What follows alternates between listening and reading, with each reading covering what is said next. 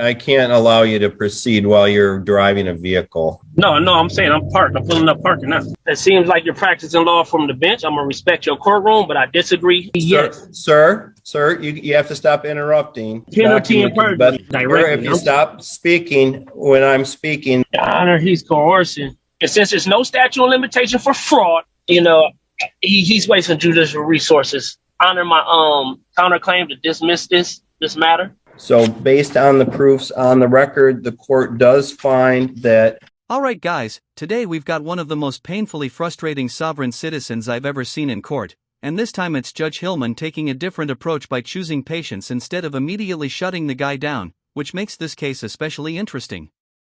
But let me ask you, at what point should judges stop entertaining this kind of nonsense and just hold someone in contempt?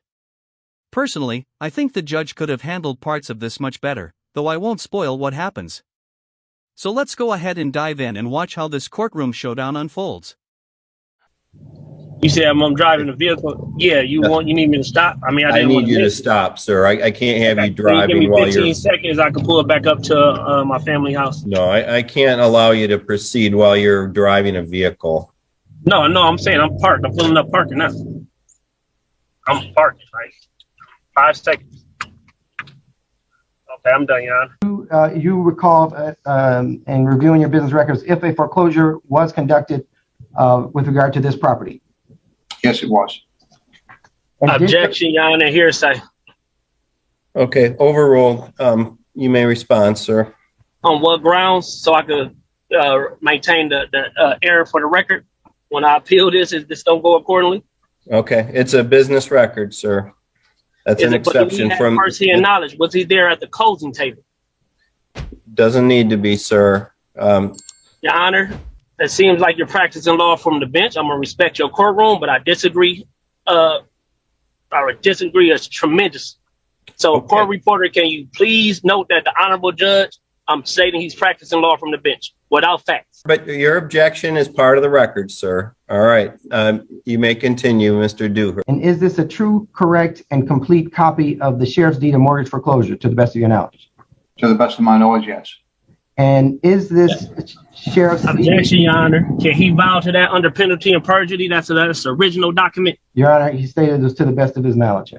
No, under penalty and perjury, can he contest that that is the original document with the wet blue ink signature? Penalty and perjury. All right, sir. That's not the question. The question is whether he can identify the document. Under penalty and perjury, can it be yes? Sir, you have to stop interrupting. Penalty and perjury.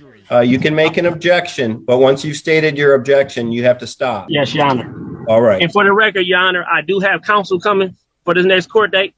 They obtained, as soon as he get back in the country, he will be jumping in to take care of this matter further. So I'll ask if you just give my counsel some time before any permanent decision is made so they can review these books, all interrogatories, so we can make a fair decision. Because I'm not arguing it's a debt, and I've been trying to honor the debt, Your Honor. I'm not arguing that it's a debt. I done did everything possible to honor this debt. They have not been in compliance with it. And Your Honor, I would object to that, given this would be our third hearing, and he had ample time to get counsel. Objection again. All right, let's take one issue at a time, gentlemen. I can't be expected to remember 3 or 4 objections all at the same time. I'm going to overrule the objection on the basis of a business record exception. As to the request to adjourn the matter for Mr. Bay to retain counsel, I'm going to deny that request. Mr. Bay is on what grounds, Your Honor? Because I never got served directly. If you stop speaking when I'm speaking, then I will state my grounds. This is honestly the main issue I have with a lot of judges when dealing with sovereign citizens. They really need to be much more firm. I mean, this judge seems like a genuinely good guy, but he's being way too patient with all this nonsense. It's pretty clear the sovereign citizen is taking advantage of that patience, dragging things out simply because the judge isn't shutting it down quickly enough. At some point, you'd think there would at least be a warning about contempt or some kind of firm boundary set. It's frustrating to watch these situations unfold like this. I don't know about you, but it feels really obvious that this guy is just trying to play games with the court right now. Let me know what you think. Let's dive back in and see if the judge finally puts a stop to it. And so I this never is the requested time. that. You stated that, Your Honor. This is my first time requesting any adjournment to bring in incredible counsel who can handle this matter fairly on my behalf. At this point, I don't even see that you have standing to participate in this case, although I guess we will get to the proof on that issue. So, so Your objection. Honor, you don't have my deed of records right there. You don't have me as the deed owner. You don't have me as a certificate owner in the record. I put all that on the record. So for you to say I don't have standing is kind of unfair from my understanding. And was that redemption date September 27, 2021? Your Honor, he's coercing. He coercing Mr. Dewhurst. As a government record and or document recorded with the applicable recorder of deeds for this this document. Okay. Any objection to that, Mr. Bay? Absolutely objection.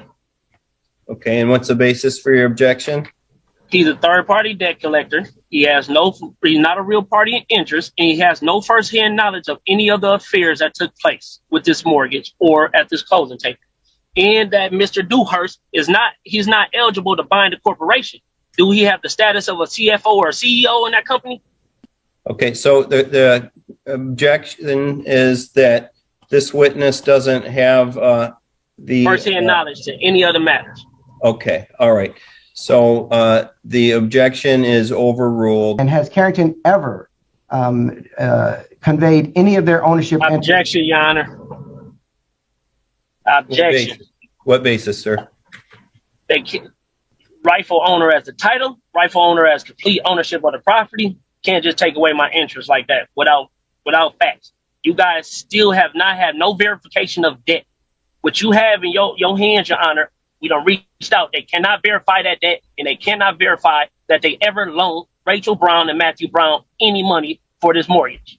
They can't. They can't prove that, and they haven't yet, and I've been waiting. I just want to know if they're a real party in interest, are they a real creditor in the amount, so we could handle any financial obligation if they are yet to prove that. Like you said, I got the deed, and it's sealed by the county records. I have the warranty deed as well, and it's sealed by the county records. Objection. Can you prove I didn't redeem and attempt to redeem? Can you prove that it hasn't been corresponding and negligence on you guys' behalf? Overruled. The property was foreclosed on and Carrington took control of it. Okay. Objection, Your Honor. How can you take control over something that... The one thing I really don't understand about this hearing is why, given what's at stake, this guy thought representing himself was a smart move. His house is literally on the line, and instead of hiring a lawyer, he decided that repeatedly shouting objection like it's some kind of cheat code would somehow save him. That's just not how the legal system works. There's a reason the Sixth Amendment guarantees the right to an attorney, because the law is complex, and watching a few videos online isn't the same as having real legal training.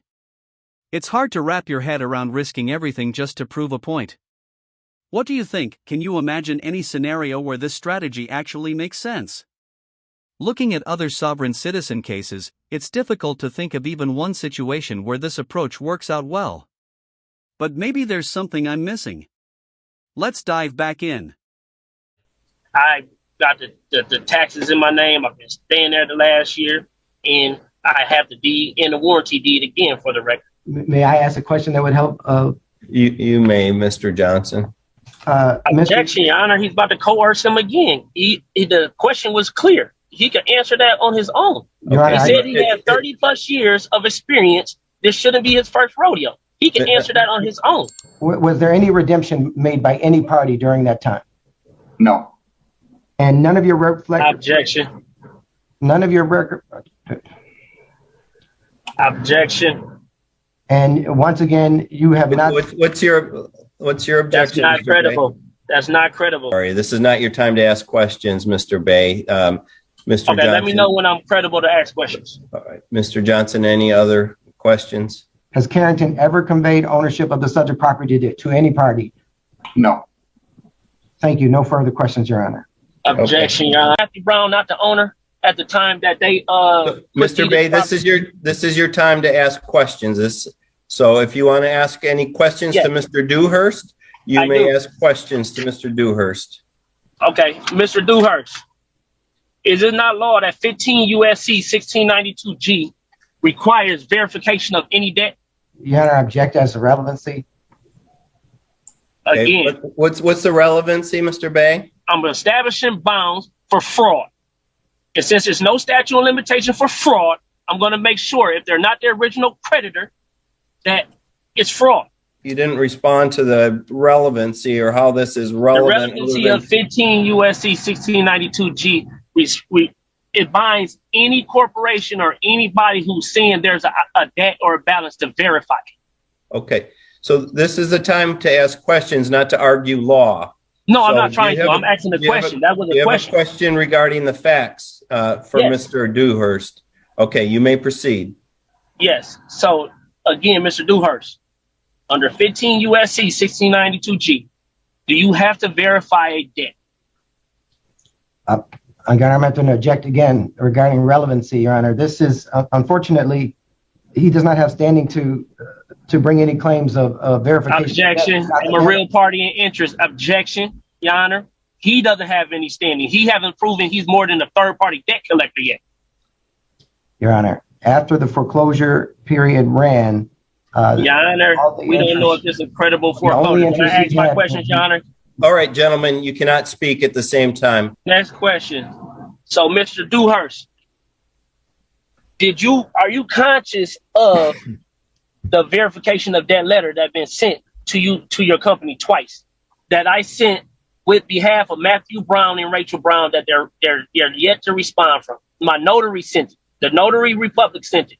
Your Honor, I would have to object. Yes or no? Sir, you have to let Mr. Johnson state his objection. Mr. Okay, Johnson, what's your objection? Your Honor, he's asking the witness to respond to a vague request if he has any notice, but I would ask that he would only ask as it relates to the business records, Your Honor. Objection, Your Honor. I sent that to the business and record department, and I sent it attention to the CFO of the company. That's an argument. That's not a question. This is a time for questions. Is anyone else thinking it's about time this guy gets a lawyer? Seriously, this is painful to watch. I'm even cringing at the judge a bit. At what point do we just call it and say enough is enough?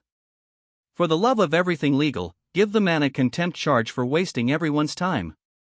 He's said objection more than 30 times already, and not one of them has made any sense. It's almost like he thinks if he repeats it enough, the court will just give up and let him win. Contempt exists for a reason. It's meant for situations where someone refuses to follow courtroom procedure and stalls the entire process. At this stage, it feels like there either needs to be a contempt warning or some kind of competency evaluation, because something clearly isn't connecting. What do you think? Would you have held him in contempt by now? Or would you let him keep going with this? And if anyone's been counting how many times he's said objection, let me know. No, that was in the form of a question. You didn't let me finish, Your Honor. Okay, well, you can't ask multiple questions within the same question. Okay. Well, Mr. Dewhurst, what was the problem answering the verification of that letter? If you have that in the record. So we've been asking for the original. Objection, Your Honor. He stated that he was not aware of a letter. You're right. Correct. So I should say then, moving forward, is there a problem producing the original contract with the wet bluing signature from Rachel Brown and Matthew Brown? If you have that in the records. Okay, so you have a question for Mr. Dewhurst? Yes, Mr. Dewhurst. Is it fair to say you cannot prove that the original, you don't have access to the original copy of the note of the mortgage? Yes, I'm under sure. penalty and perjury, do the company have it, Mr. Dewhurst? So you may ask another question. And also, Mr. For you, Your Honor. So it's also credible and fair to say he has no firsthand knowledge of anything as well. Okay, so that's an argument. That's not a question. Okay. So all right, I'm learning. I'm sorry, Your Honor. Thank you for your patience. So Mr. Dewhurst, under penalty and perjury, can you confirm that your company followed all GAP procedures with this process? Objection, Your Honor. So I guess the last question, again, I just want to confirm that Mr. Dewhurst, you have no firsthand knowledge of the of Carrington Mortgage being a creditor in this loan for this mortgage. So that's still kind of broad, Your Honor. I want for the record for him to say, are you guys the creditor, or you don't know? Asked and answered. No, that's not asking and answer. I'm asking directly, Mr. Dewhurst, is Carrington Mortgage? Can you confirm they're the creditor of this loan or this note, or you don't know? And I'm asking that for lawful reasons. And so by bidding the highest in the sheriff's sale, what interest does that give Carrington then in this proceeding? We're then the creditor. Okay. All right. Allegedly. So that is true if that's the case. But if, Your Honor, or court, if Carrington can never prove they ever issued anything, is it fair or is it lawful to state that they never have the right to say they hit with the highest bidder with anything? Any more questions for Mr. Dewhurst, Mr. Bay? Not at this moment, Your Honor. Okay. Not at this moment. I'll let my counsel deal with that. Okay. Does the plaintiff rest? Yes, Your Honor. But if I may just conclude with a couple things, if that's okay. Well, objection, Your Honor. Statement and brief from counsel is sufficient for summary judgment. And to show that there was indeed a foreclosure sale conducted on March 25th, 2021. Objection, Your Honor. And this is final argument, so that you can't object to that. I'm sorry, Your Honor. All right. Additional final state arguments, Mr. Bay? Yeah, again, Your Honor, he's wasting judicial resources. The plaintiff is wasting the court's time. Are you serious right now? I honestly can't tell whether this guy is completely clueless or if he's just trolling the entire courtroom for fun, because he's the one dragging everything out. The judge, the attorneys, the court staff, everyone is stuck there because he refuses to follow the rules, and it's pretty obvious why. He seems to be trying to stall, hoping that if he delays things long enough, somehow the inevitable will just disappear. But the court isn't going to forget about a case simply because someone repeats objection 100 times or wastes enough time. That's the pattern you often see, loudly demanding rights while ignoring responsibilities. The law is fairly straightforward. If you file improper motions, refuse to follow procedure, and waste the court's time, the consequences fall on you. Accountability still applies. What do you think? Is he just confused about how this works, or is he deliberately turning it into a game? Coming with this because, again, I have proof on file and on record, correspondence. We try to resolve this matter. At this time, I would like to bring my counsel in. They'll be back in the States in a couple of weeks. And also, Your Honor, can I request that Mr. Johnson put his bond on file? Can I get his bond information, his liability bond for this matter as well?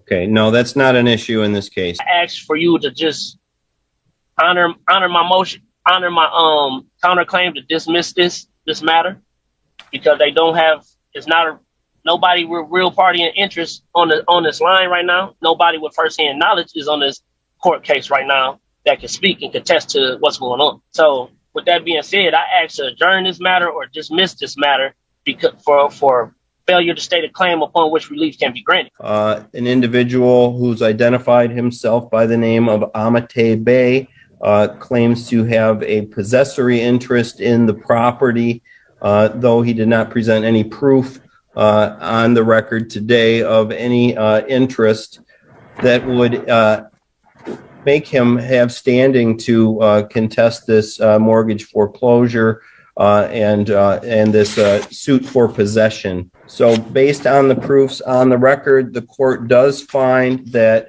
Carrington Mortgage Service, LLC, does have the right to possession and therefore a judgment of possession against Amate Bay and all occupants of the premises is granted. What is my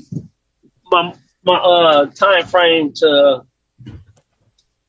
no, can you just for the record, so there's no contract with Amate Bay and Carrington Mortgage in this matter, right? Sir, I'm not going to explain my ruling to you. I just ordered that the Carrington Mortgage would have the right to get an order of eviction, removing all occupants from the premises.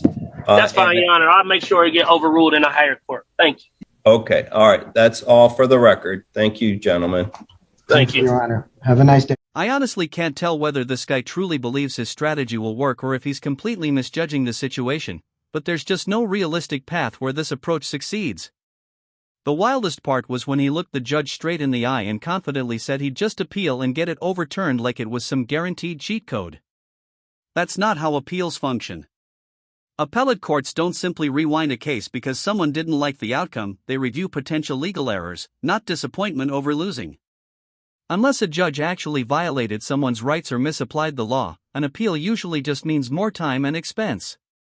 Reality is likely going to hit hard here. I've been critical of the judge at points because I felt a firmer hand might have been warranted, though the level of patience shown was impressive. In the end, this whole situation serves as a masterclass in what not to do in court. If you ever find yourself in a legal dispute, this is not the model to follow. Regardless of arguments or personal beliefs, the legal system doesn't bend simply because someone refuses to accept it. What did you think? Was he deliberately provoking the court, or did he genuinely believe he had a chance? If you enjoyed the breakdown, feel free to share your thoughts and stay tuned for more.